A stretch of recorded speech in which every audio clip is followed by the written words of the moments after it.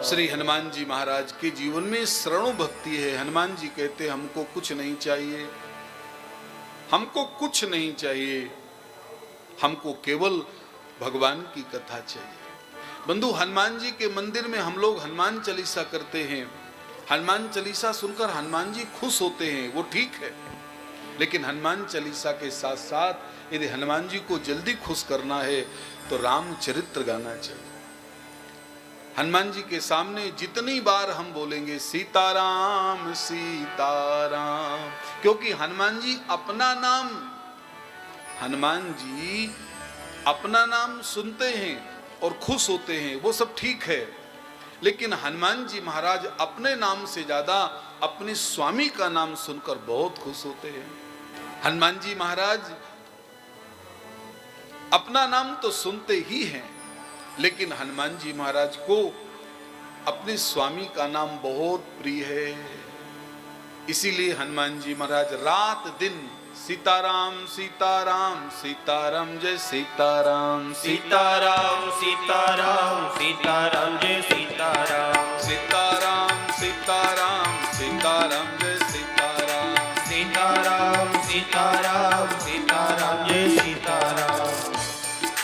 अयोध्या में आप लोग सभी इस कथा से परिचित होंगे। एक बार तीनों भाई माने भरत जी महाराज, लक्ष्मण जी महाराज और शत्रुघ्न जी महाराज, तीनों भाइयों ने सोचा ऐसा करें जिससे हनुमान जी, हम सब लोग राम जी की सेवा ले लें, फिर देखते हैं हनुमान जी प्रभु की कैसी सेवा करते हैं। तो सब लोगों ने सेवा बांट लिया, किसी ने जल की सेवा ले लिया, किसी ने भगवान के श्रृंगार की सेवा ले लिया, सभी लोगों ने, पूरे राज परिवार ने भगवान की सेवा बांट ली। अब देखो, जब राज परिवार, जब राम जी के दरबार में हनुमान जी आए तो हनुमान जी ने पूछा कि आप लोगों ने सेवा बांट ली तो हमारे लिए सेवा क्या छोड़ी? बोले अब सेवा बची ही नहीं। देखो, जिसको सेवा करना होता है वो अपने आप सेवा ढूंढ लेता है, और जिसको सेवा नहीं करना है वो कोई में कोई बहाना ढूंढ लेता है। जिसको सेवा करना है वो सेवा करेगा, और देखना जिसको सेवा नहीं करना वो कोई बहाना ढूंढ लेगा। जैसे गुरुजी तख्त में बैठे थे और गुरुजी ने अपने 2 चेलाओं को बुलाया और कहा कि देखो, मैं पूजा में बैठ गया हूं, अब मैं उठ तो सकता नहीं हूं, जाओ बेटा, पहले वाले चेला से कहा जाओ तुम तुलसी ले आओ, तुलसी की पत्ती ले आओ। अब उस चेला को तुलसी की पत्ती नहीं लाना था, सेवा नहीं करनी थी, तो पता है क्या बहाना ढूंढा? बोले गुरुजी मैं तुलसी तो ले आऊं, लेकिन मुझे तुलसी पता ही नहीं कि तुलसी होती कैसी। तो गुरुजी ने सोचा कि तुम तुलसी का पता नहीं?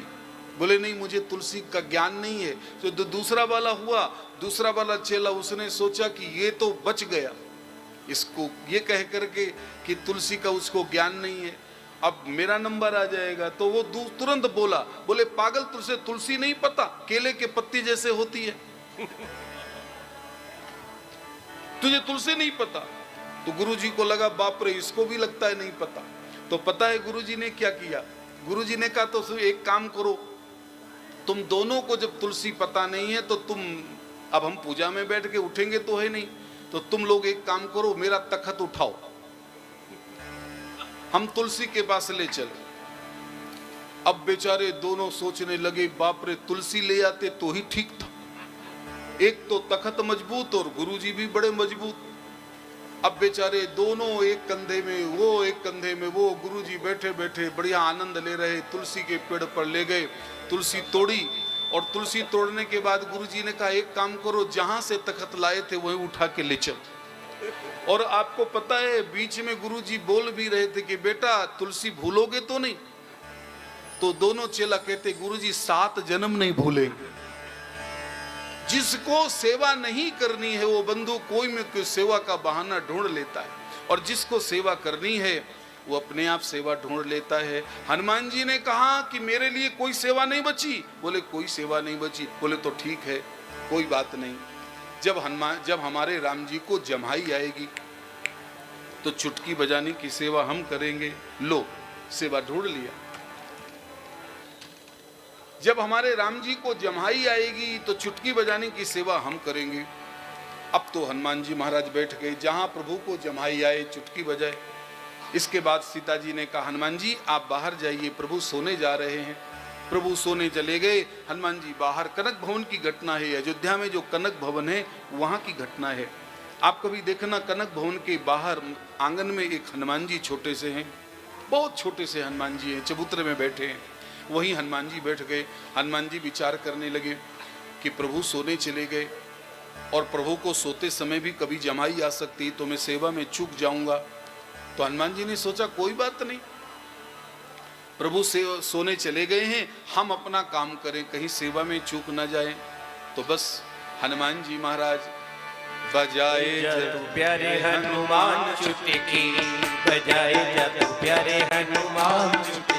प्रभु जानते हैं बात तेरे घट घट की, प्रभु जानते हैं बात तेरे घट घट की।